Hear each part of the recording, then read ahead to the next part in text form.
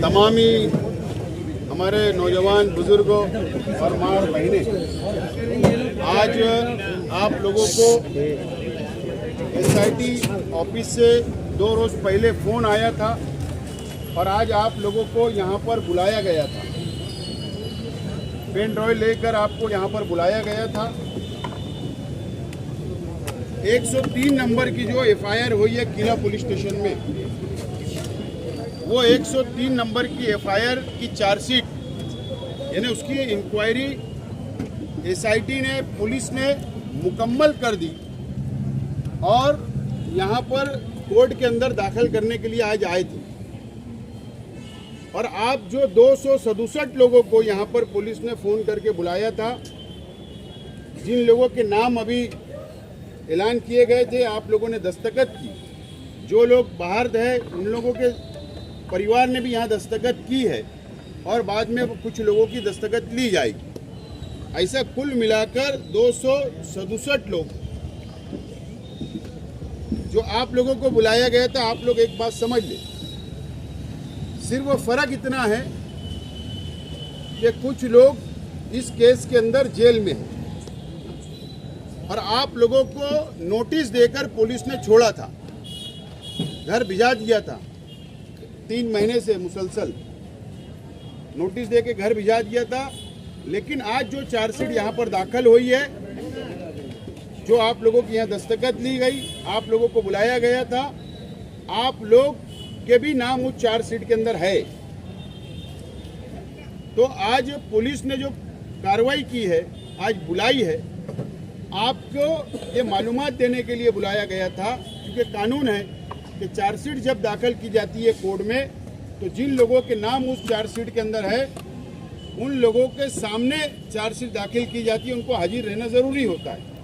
लेकिन क्योंकि एक बड़ी तादाद हम लोग यहाँ पर मौजूद है, इसके लिए हमारे वकील एडवोकेट आरिफ साहब, एडवोकेट तौसीफ साहब, एडवोकेट खालिद यूसुफ साहब, अवेज भाई, ऐसे तमाम ही हमारे जो वकील साथी, इन्होंने जाकर अंदर जज साहब से एक रिक्वेस्ट की कि बड़ी तादाद में लोग आए हुए हैं, चार्जशीट आज दाखिल होने वाली है आपकी कोर्ट में, तो पॉसिबल नहीं है, मुमकिन नहीं है कि आपकी कोर्ट के अंदर इतनी बड़ी तादाद आए। तो इसके लिए जज साहब ने इनसे कहा कि आप नीचे जाकर चार्जशीट इनको मिली है इस तरीके से दस्तखत ले लो। और वकील साहब लोगों ने वहाँ पर जिम्मेदारी अपनी ली है। जिम्मेदारी ये ली है कि हम बाद में, यानी आप लोगों को जमानत यहाँ पर करवाना पड़ेगी। 267 लोगों को यहाँ पर आकर जमानत वक्त टप्पे टप्पे से करवाना पड़ेगी। तो वकील हजरात ने अपनी गारंटी ली है, जज साहब से गुजारिश की, जज साहब ने मान्य की।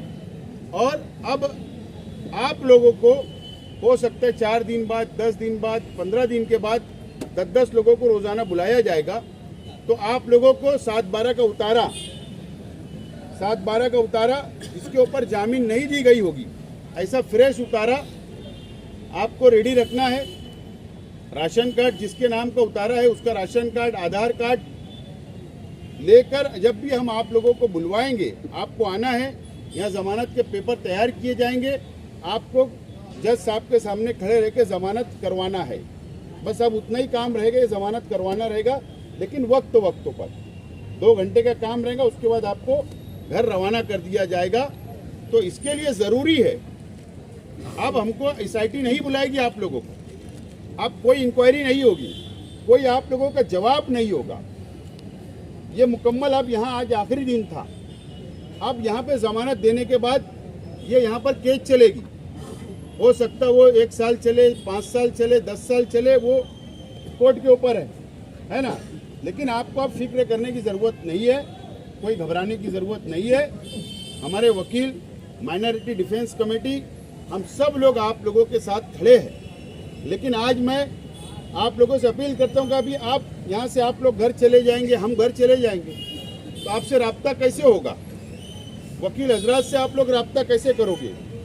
तो आज आप लोगों को अभी साबिर गवर साहब का और अबू लैस का, ये दोनों का नंबर आपको लिखाया जाएगा, तो आप मोबाइल में लिख ले।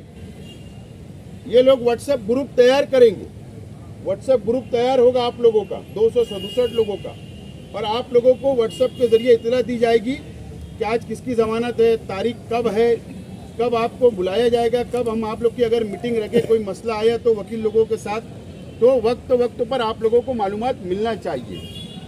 तो आप लोग ये बात अभी यहाँ पर रुकिए, और 2 नंबर है मोबाइल नंबर, वो आप लोग नोट कर ले और उसके बाद आप लोग जाए। लेकिन आप लोगों को फिक्र करने की, घबराने की कोई ज़रूरत नहीं है, इत्मीनान से जाओ। और बाकी क्या भी यहाँ की लड़ाई, जो कानूनी लड़ाई है, वो लड़ाई हमारे वकील है, वो लोग लड़ेंगे।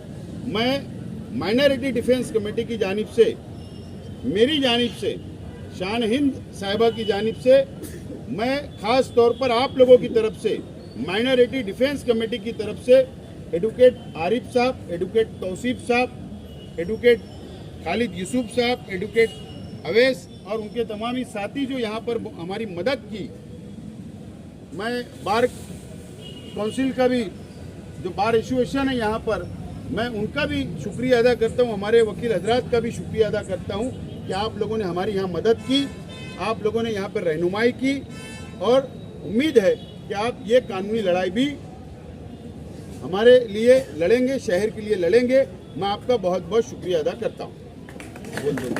आज से लोगों में बेचैनी थी कि एसआईटी से फ़ोन आ रहा है और आज कोर्ट में जमा होना है। जब यहाँ आज आया गया तो सैकड़ों की तादाद में लोग यहाँ मौजूद थे, और ये तादाद की वजह से कहीं न कहीं कोर्ट, वकील और पुलिस, इन तमाम खेमों में एक तरह की बेचैनी थी।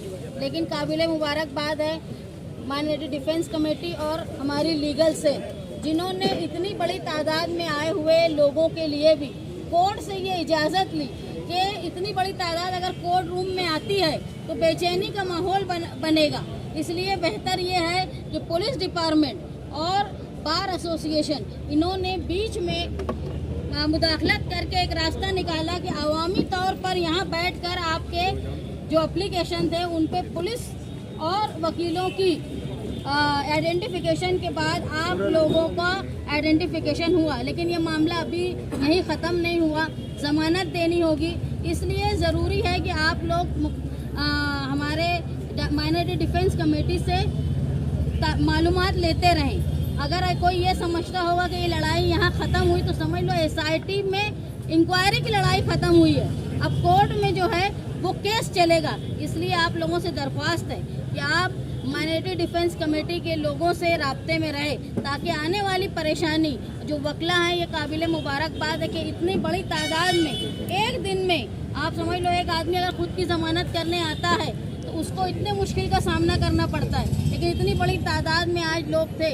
और बार एसोसिएशन और जो वकील हजरात हैं, इन्होंने आप लोगों के लिए राह आसान की, और आगे आने वाले वक्त में भी जब जब आप लोगों से कांटेक्ट किया जाए, आप इस बात को नज़रअंदाज करने की बजाय अव्वलियत देकर आप यहाँ हाजिर रहे, ताकि आने वाली परेशानी से आप लोगों को निजात मिल सके। आप तमाम यहाँ आए, मैं महसूस कर रही हूँ कि सब परेशान हैं, लेकिन अगर आप लोगों की दुआएं, क्योंकि मालेगांव शहर हमेशा से सच्चाई पर रहा है और आप लोगों भी सच्चाई पर हैं, इसलिए डरने की ज़रूरत नहीं है। हम लोग आपके साथ हैं और आप लोगों के हर तकलीफ में साथ रहेंगे, ये मैं आप लोगों को वादा करती हूँ। नंबर लिख। सुबह से ही हम देख रहे हैं कि यहाँ पर जन्म दाखिला मामले को लेकर आपकी टीम और लोग यहाँ मौजूद थे। क्या रास्ता निकला है, क्या तय हुआ है और क्या अगला कदम हुआ? हमारे वकील ने आप लोगों को तफसील बताई। माइनॉरिटी डिफेंस कमेटी का जो केस लड़ रहे थे, तफसील आपके सामने आ चुकी है। सरकार का चम्मच जो मालेगांव शहर बार बार आता है और इल्ज़ाम लगाया मालेगांव शहर पर, बांग्लादेशी रोहिंग्या मालेगांव में बसे हुए हैं, मालेगांव की आवाम उनको पनाह दे रही है। इस तरीके का इल्ज़ाम लगाकर, संगीन इल्ज़ाम लगाकर एसआईटी बनी। इंक्वायरी का सामना मालेगांव शहर की आवाम ने किया, माँ बहनों ने किया, बुजुर्गों ने किया, बच्चों ने किया। अल्लाह का बहुत एहसान है। जो चार्जशीट दाखिल हो रही है, ये तीसरी चार्जशीट है। एक भी बांग्लादेशी, एक भी रोहिंग्या एसआईटी को नहीं मिला, सरकार को नहीं मिला। ये चम्मच ने, सरकार का जो चम्मच है किरीट सोमैया ने माफ़ी मांगना चाहिए मालेगांव शहर की आवाम से और इस देश के मुसलमानों से, इस देश के संविधान से, संविधान को मानने वालों से। अफसोस इस बात का है कि हमारे मेंबर ऑफ पार्लियामेंट महिलाएं, लेडीज हैं, लेकिन आज हमारी माँ बहनें नकाब में, हिजाब में, एक महिला खासदार होने के बावजूद भी पुलिस स्टेशन में जाना पड़ा, इंक्वायरी का सामना करना पड़ा। इस कोर्ट के अंदर आना अच्छी बात नहीं है, इस कोर्ट के गेट के अंदर आना अच्छी बात नहीं है। आज हमारी शहर की माँ बहनें जो पर्दे में रहती थी, आज उनको यहाँ आना पड़ा, ये बहुत अफसोस की बात है। शहर के एमएलए जो एक सियासी शख्स नहीं है, मजहबी शख्स है, मुफ्ती है और एमएलए है, उसके बावजूद भी शहर की आवाम परेशान है, एक बोर्ड में आना पड़ रहा है। ये बहुत अफसोस की बात है और इन लोगों ने तो शहर की आवाम से माफ़ी मांगना चाहिए, इन लोगों ने भी माफ़ी मांगना चाहिए। असेंबली के अंदर आवाज़ उठाने की ज़रूरत थी कि एसआईटी क्यों बनी, खामोश रहे। मेंबर ऑफ पार्लियामेंट को पार्लियामेंट के अंदर आवाज़ उठाने की ज़रूरत थी, वहाँ खामोश रहे। इन लोगों ने शहर से माफ़ी मांगना चाहिए। लेकिन माइनॉरिटी डिफेंस कमेटी, हमारे लीगल सेल, हम लोग मिलकर ये फिरका परस्त सरकार का मुकाबला करेंगे, चम्मच का मुकाबला करेंगे।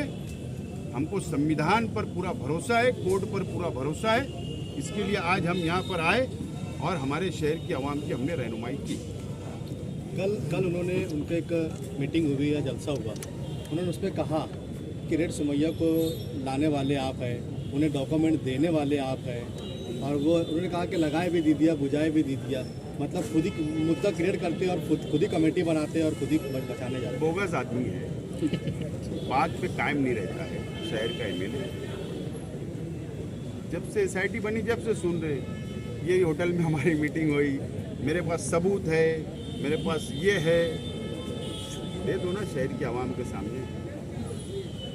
आप असल में नाकाम साबित हो गए, आप मुकाबला नहीं कर सकते किरीट सोमैया और सरकार का। इसके लिए शहर की आवाम को धोखा देने के लिए ऐसे बयानात आप देते हो। नाकाम शख्स है, उसकी बातों में ज़्यादा तवज्जो मत दो। शहर की आवाम ने तय कर लिया है कि शहर को कौन संभाल सकता है।